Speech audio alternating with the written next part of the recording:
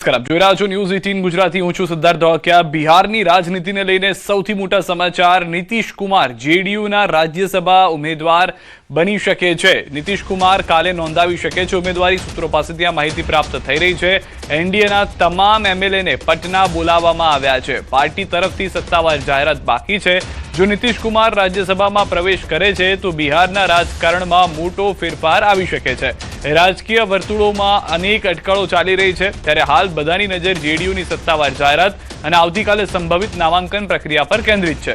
જો નીતિશ કુમાર રાજ્યસભામાં પ્રવેશ કરે છે તો બિહારના રાજકારણમાં મોટો ફેરફાર શક્ય છે।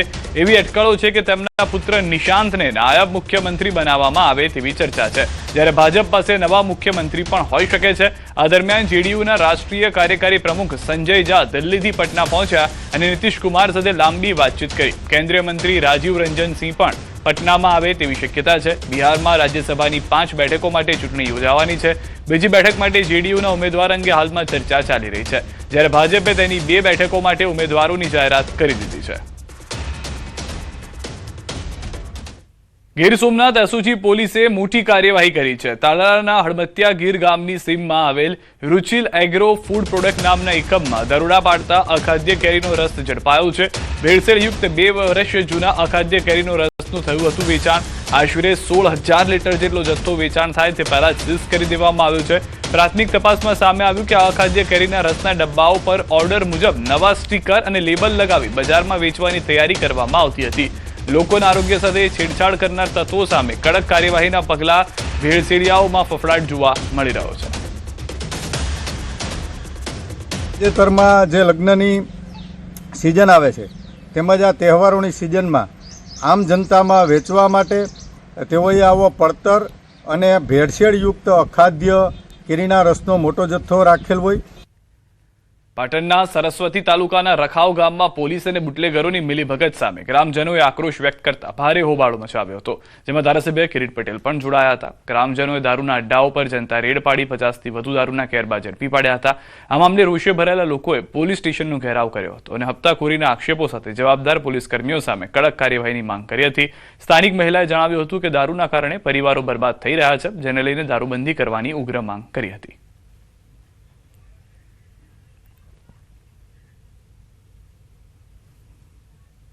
માથા ભારે માણસો વારંવાર અમે રજૂઆત કરી પોલીસને, પણ પોલીસે કોઈ ધ્યાન માથે લીધું નથી, તો ગામ બહુ હેરાન થતું। તો અત્યારમાં અમારે 3 પતિતા છે, શંકર ભગવાનની 6, 7 ને 8, તો પણ અત્યારમાં આજે ધૂળેટીનો દિવસ હતો, 4-5 લોકો આવીને અહીંયા બોલવા માંડ્યા અને કોઈ ઘોડાવાળા પડી જાય એવું બધું કરવા માંડ્યા। એના ખાતર આખે ગામે નિર્ણય લીધો કે આપણે સરપંચને મોરી રાખી અને આખા ગામનો સાથ સહકાર આલે અને આપણા ગામમાં પણ કદીએ દારૂ ગળાવો જોવો ને।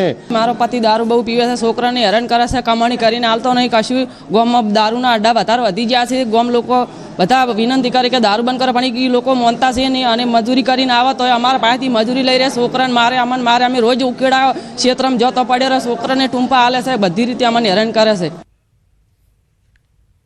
તો સમગ્ર ઘટનાને લઈને ધારાસભ્ય કિરીટ પટેલે પોલીસની નિષ્ક્રિયતા પર આક્ષેપો કરતા કહ્યું હતું કે ઉચ્ચ અધિકારીઓને રજૂઆત કરવા છતાં કોઈ પગલાં લેવાયા નથી અને ઉલટાનું ગ્રામજનોને જ ધમકાવવામાં આવે છે। સ્થાનિક પોલીસ કર્મચારીઓ દ્વારા હપ્તા લેવામાં આવે છે, જે મામલે યોગ્ય તપાસ થવી જોઈએ। ગામ લોકોનું કહેવું છે કે મોટા હપ્તા લઈ અને દેશી દારૂનું વેચાણ કરતા હતા। આજે ગામ લોકો ભેગા થઈ અને જનતા રેડ કરી અને બધો સામાન લઈને અહીં આવ્યા છે। ગામના લોકોએ પીઆઈને ફોન કર્યો તો પીઆઈ એવો જવાબ આપ્યો કે મને ટાઈમ નથી, તમારે થાય કરી લો। અને ઉપરથી જે લોકો રેડ કરવા ગયેલા હતા એમના ઉપર ખોટી પોલીસ કેસ કરવાની ધમકીઓ આપેલ છે। વારંવાર રજૂઆત કરવા છતાં ધારાસભ્યની જો રજૂઆત ના સપાતા હોય તો આ પીઆઈને શું હવા હશે અથવા કેટલો હપ્તો મળતો છે એની તપાસ કરવી જોઈએ। એના જે પણ જવાબદાર અધિકારી હોય એની સામે કાર્યવાહી થવી જોઈએ। બીજી તરફ ડીવાયએસપી કે પંડ્યાએ ધારાસભ્યોના આક્ષેપોને નકારતા કહ્યું હતું કે આ મામલે યોગ્ય કાર્યવાહી કરવામાં આવી રહી છે। 3 આરોપીઓની ધરપકડ પણ કરવામાં આવી છે। આ સાથે ખાતરી આપી હતી કે બુટલેગરો વિરુદ્ધ કડક કાયદાકીય કાર્યવાહી કરવામાં આવશે, જેને લઈને પોલીસ સતત એક્શનમાં છે। રખાવ ગામમાં દારૂ વેચાય છે એવી રજૂઆત મળેલી અને જેના અનુસંધાને અલગ અલગ સમયે આ બુટલેગર તેમજ અન્ય ઇસમો ઉપર સરસ્વતી પોલીસ સ્ટેશન દ્વારા કુલ 10 જેટલા પ્રોહિબિશનના કેસો કરવામાં આવેલ છે। કિરીટ પટેલે પણ ભ્રષ્ટાચારના આક્ષેપ લગાવ્યા છે કે પોલીસ હપ્તા લઈને બુટલેગરોને છૂટ આપે છે.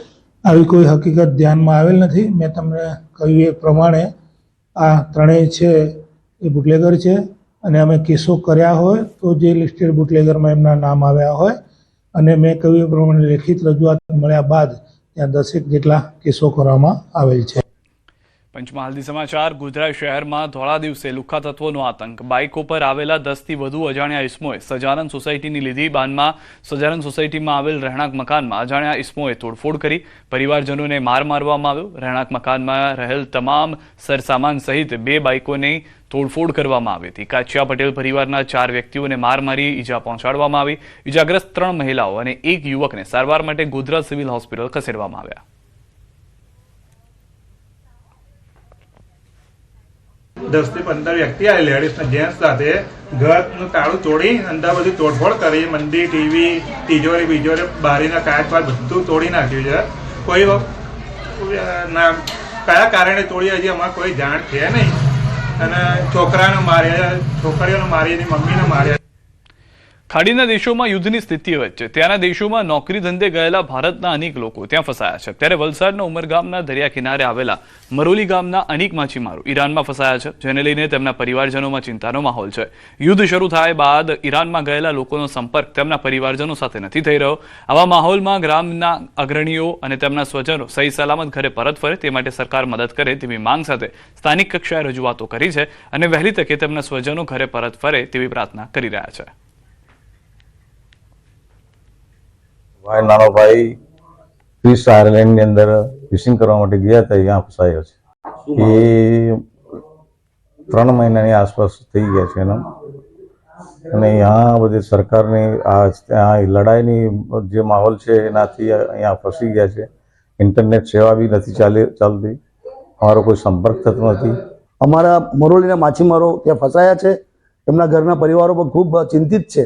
મારી પણ વાત થઈ 2-3 દિવસ પહેલા, પણ હવે પછી તો કોઈ જાતનો કોઈ કોન્ટેક્ટ થતો નથી. એનો સંપર્ક તૂટી ગયો છે એટલે અમે પણ ખૂબ ચિંતામાં છીએ. આ બધા 20 થી વધુ માણસ છે અમારા મરોલીના. આ ઈરાનમાં કિસ ટાપુ પર મચ્છીમારના ફિશિંગ માટે જાય છે. 2 દિવસ પહેલા ફોન આવ્યો, એ બી 1 મિનિટ બી ની વાત કરી શકીએ અમે કે એ લોકો કહે છે કે ત્યાં બધું બંધ છે. તો કહે તો અમારાથી રિચાર્જ પણ નહીં થઈ શકે અને ફોન બી નહીં થઈ શકે. અને સમાચારમાં હવે વાત રંગોના રમઝટની.